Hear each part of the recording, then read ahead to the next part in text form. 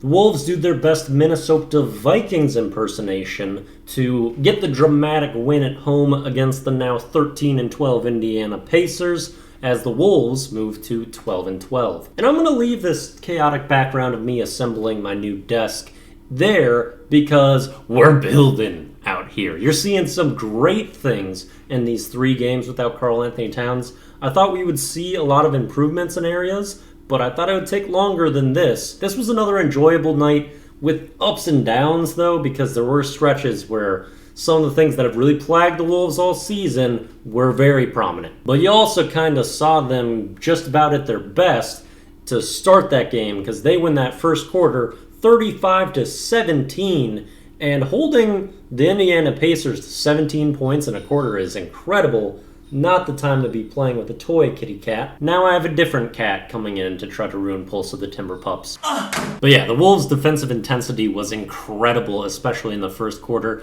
Through 5 minutes, the Pacers only had 3 points. That's because in that first quarter, Gobert was absolutely dominant, which I have not said maybe at all about him this year. And he had a good game overall, parts where he struggled late, but still a solid game overall and was the best I'd seen him in that first quarter. Additionally, Anthony Edwards has his 3rd straight game of big steal counts and was incredible tonight, anticipating and getting steals again. Jaden McDaniels is still just miraculous to watch on that end of the floor. And even off ball, he is like an agent of chaos. He's just trying to help in every scenario and make everything awkward for the opposition. And the Wolves are rotating and scrambling to the next shooter and helping each other out so much more than they had all season. But even with how well they played in that first quarter, they did not capitalize as much as they really should have. They missed a lot of layups, still had a ton of turnovers, which would be true throughout the entire game. And the worst thing about most of the mistakes they didn't capitalize on tonight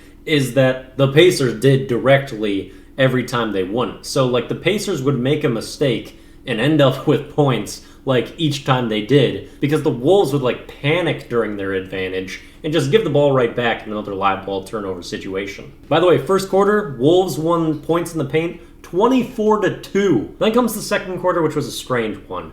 With 8 minutes left in the second quarter, both teams were in the penalty, so the pace of the game really slowed down. Also, right before that, there was a very long review because the Pacers intentionally tripped Gobert on a free throw setting, which was bizarre considering he got ejected from the last game for intentionally tripping someone. But that review took forever and really drained all the okay dance out of the game that the Wolves had built up. And this would turn into kind of collapse for the Wolves. They started to go Thumo on the offensive end, and the focus was no longer there. Ant was great in the first quarter, and then we went through the usual routine where you got to send out a search party to try to find him in the second. And Gobert was not as impactful either. We got Luka Garza minutes in the second quarter for the first time this season, and he did okay, not great, up and down for him. He's the leading scorer in the G League right now, so that might be an interesting thing to keep an eye on. The other thing that starts to happen in that second quarter is that the Pacers really start to hit from 3. Buddy Hield especially was hitting a lot of tough shots. He played an incredible game. And they just caught fire while everything was just kind of disjointed from a game flow standpoint. So Wolves lead by 2 going into half after being up by 23 at one point in that first. Then they start the second half extremely flat. They go down by as much as 8 points. And once it gets to that, there's back-to-back turnovers from the Wolves as well. Ant will throw the ball out of bounds as D'Lo cuts back door. Then Jaden McDaniels steps out of bounds, who was just a little off most of the night offensively. And that third quarter was very interesting. Anthony Edwards got a lot more engaged, but it was like a good and a bad thing because he would end the game with 6 turnovers and 6 steals. And I feel like a ton were in that third. Possession to possession, it was just Ant throwing it all over the place or taking it. It was crazy. And with Ant, tendencies I feel like are an important thing. One tendency that I've liked that he's gotten rid of a little bit is that he's taking a lot less step-back threes. You would see kind of like a 50-50 balance almost of like Ant getting to the rim or taking an ISO step-back 3. It is way more heavy on drives this year, which I'm loving because he can get that step-back 3 whenever. He can resort on that kind of late shot clock or heat checks. But when he's constantly going on the rim, putting pressure on people, that's when he's best for us. And to go along with that, I think he needs to stop trying to make as many interior passes. I don't trust Gobert to finish shots around the rim as much as I do Ant, and those are resulting in a ton of turnovers trying to make interior passes from him. He's just not great at it. And so I'd prefer for him to really put up shots whenever he's close to the rim, or kick it out all the way to the three-point line where he's not turning it over as much. Also, kind of everyone seems to turn the ball over when they try to force things inside to Gobert. His presence when he's rolling just isn't really great, and it turns into a lot of just fast break, full momentum opportunities for the other team. Third quarter, the Pacers are really continuing their three-point barrage. It's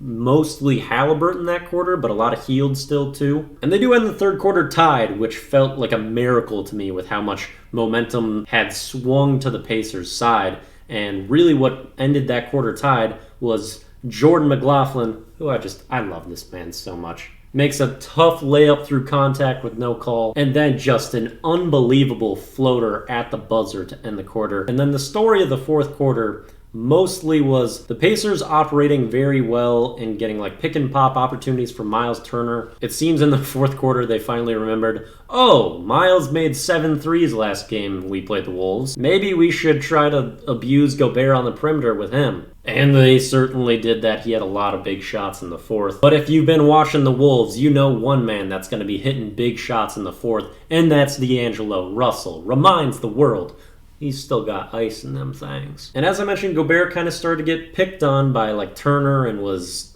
involved in pick and roll a lot, and that's how the Pacers got a lot of open threes. But he came up clutch towards the end of the game. He had a huge block with I think like 30 seconds left after Hield blew by him. Also had some clutch free throws, and he showed up when we needed him to most, which was big. I like how we're playing. It's a great brand of basketball to watch. I feel like we're getting closer to the identity we had last year. And I'm a lot less concerned about like how this team would play versus the team when Cat comes back. Because, like I said, even through all my doom and gloom, we've got so many great pieces. It's just we didn't have the right ones, or we were just not using them properly. It's like we were trying to stick circle peg into square position. That's what the entire start of the year was. Now all the pieces are going into place, even if we have less of them, but things are working a lot better that way. Good win. I've been liking watching Wolves basketball a lot more the last couple games. Hopefully that continues. We've got a long road trip ahead as the Pacers just finished up. It's their longest road trip since 1986. And the Wolves were coming off 3 days of rest, so there's kind of an advantage there. But yeah, it'll be interesting to see what happens going forward. I hope that we can kind of keep some of this mojo we have without Cat when he returns, or look into moving on.